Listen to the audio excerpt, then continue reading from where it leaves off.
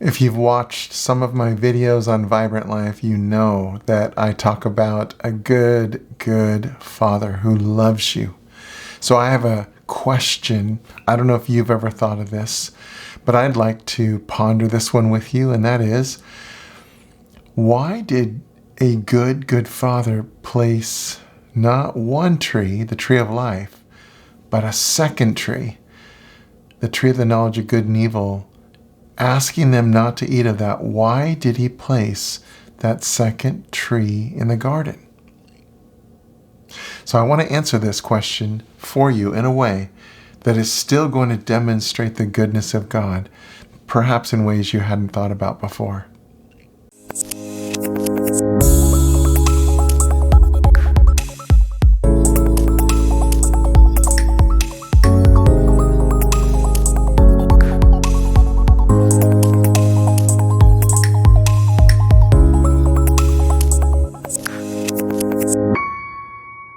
So how is it that a good Father places a tree right in the middle of the garden that he doesn't want his kids to eat from? How is that good? Well, I do have, I think, an exceptionally wonderful answer for you. And it has everything to do with, first of all, having the grid of a good Father. Like, our perspective matters so much in how we view these stories, these narratives, what actually was going on. And so if you have a suspicion about God that he's not good, that he's not trustworthy, you're going to read the story very differently than if you believe from the outset, no, he is a very good and dear Father. And this is the Father that we have. One who created not only Adam and Eve, but each of his children, including you, exactly the way he wanted to, in his image, but also in their image. Father, Jesus, Holy Spirit, we were created in the image of love and light, the light and love that the three of them shared. We were created from that essence. Now that is the framework for which you can now look at the narrative in Genesis about God placing not only the tree of life, which really is the very essence of his life, of Jesus himself in us, but he also created another tree and placed it in the middle of the garden, and it was a knowledge tree, a tree of the knowledge of good and evil. Now, why would God place it there? First of all, I want to say that as a very good Father, as a tenderhearted, exceptionally wonderful Father who wants his children to know things that are good for them and things that are not good for them, you might think, well, there you go. He placed this knowledge tree in the middle of the garden for them so that they would know good from evil. No, he actually asked them not to eat from it. Wait, what? That doesn't make a lot of sense. Well, the reason why, I'm going to give you two reasons, okay? The first reason is this. God has never intended for us to know the totality of good and evil. It's too much. It's too much for any of us, really, to take on, to know the vileness, the cruelty, the things that happen. It doesn't take me very long to watch news before I don't want to watch the news anymore, because mostly news focuses on all of the evil, the bad stuff that's going on, and there's plenty of it. And you know what? We were never meant to know all of that and try to figure out what's good, what's evil, what's the right motives, what's the wrong motives. We were never meant to do that on our own. We were never meant to know all of it. It's too much. It's too much. And that's the first point I'm trying to make, is that our loving Father did not intend for his children to know all of good and evil. It was an option, but it really wasn't his heart. He wanted to show us along the way the things that were good for us and the things that would cause harm, but he didn't want us to know everything we didn't need to know. In fact, do you know that before Adam and Eve chose to eat from the tree of the knowledge of good and evil, do you know that there was no fear? They didn't have any fear. Why would they? They were in a garden. They were completely cared for. There was no danger to watch out for. Their father was completely trustworthy. But suddenly, with an awareness of all the good and evil, or another way of saying it is order and disorder, order and chaos, because of an awareness of all of that, suddenly now, they have anxiety, they have fear. They started hiding from God, their Father, for the first time. What? And this is why the Bible is filled with scriptures. I've been told there are 365 places where God says, do not fear, as in once a day, right? Don't fear, don't fear, don't fear. Don't be afraid. Be anxious for nothing. Be anxious for nothing, the Bible tells us. Fear not. Jesus said, fear not, little flock, little tender ones. Don't be afraid. Fear not, for it has pleased your Father to give you the kingdom. So now God has to tell us over and over and over and over again, don't be afraid.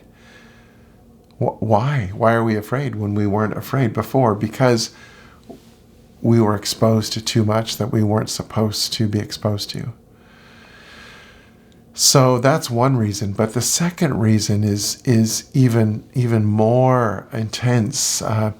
It's this, that God told them not to eat of the tree of the knowledge of good and evil, not only because he didn't want them to know everything, but because he wanted them to be able to choose, to opt into the love that we were engrafted into with Father, Jesus, and Holy Spirit. But in order to choose to do something, to choose to love, we have to have the option to choose not to. And this is where this tree comes in. God says, I want you to be able to trust me. I'm a good Father. I'm telling you things only because I love you, for no other reason. I'm not holding anything back from you. In this story, that the snake, the deceiving snake, comes in and says, did God really say? And then spews out a lie that God didn't say at all. But the point is this, the snake was trying to tell the children of God, he's holding out on you. He says you can't eat from any of the trees. Well, that wasn't true. He gave them all kinds of trees to eat from, and he put the tree of life right there in the middle of the garden, next to the tree of the knowledge of good and evil. But why? Because the Father wanted us to be able to choose love and to choose trust, to be able to walk by to the original children, and now for us today, to be able to walk by that tree of the knowledge of good and evil. In other words, that choice that I'm going to decide for myself what's right and wrong. I don't need God. I'm going to be independent. Yeah, he wanted us to choose life through him. I want you to choose love, choose to trust me, not just every once in a while, but day after day after day. And you and I both know trusting God and sometimes it's easy, sometimes it's very hard. When life doesn't seem to be working out the way that we think, God, where are you? God, don't you care? Aren't you listening to my prayers? He says, yes, yes, and yes. I'm with you. I'm right here. I care. I listen to you. And I do know what's best for you. Trust me. Trust me. So this is really having the tree in the middle of the garden, the tree of the knowledge of good and evil, was an opportunity, first for Adam and Eve, and now for us, to trust over and over again, God, you are good. And remember that even when Adam and Eve chose to eat from the tree of the knowledge of good and evil, even when they chose independence, when they said, I'm going to decide for myself what's right and wrong, even though that brought upon them shame and fear and guilt and all the things that the Father never intended for them to experience, still, this is what you need to know. He never left them. The Father never left his children. He's not a dad who does that. He's not that kind of dad. And so, There he is with his children. Here he is with us. Jesus came to show us the ways of the Father. Jesus came as the tree of life to flow into our lives, his love, his light, so that his love and light flow out of us. But God said to us, I've never left you, and now I've sent my Son. He's come and he's taken on all of your disordered thoughts about me that aren't true, that I'm not trustworthy, that I'm not good.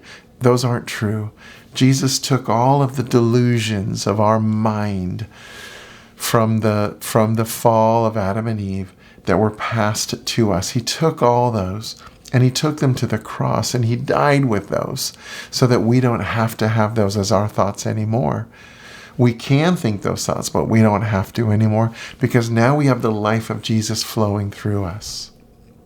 And Jesus himself lived the life of love. He lived what it looks like to have knowledge, but to have knowledge with the heart of the Father. And when you put those together, you actually don't use knowledge for your own gain. You don't use it for self-protection. You now use it to love yourself the way God does, to love others the way God does.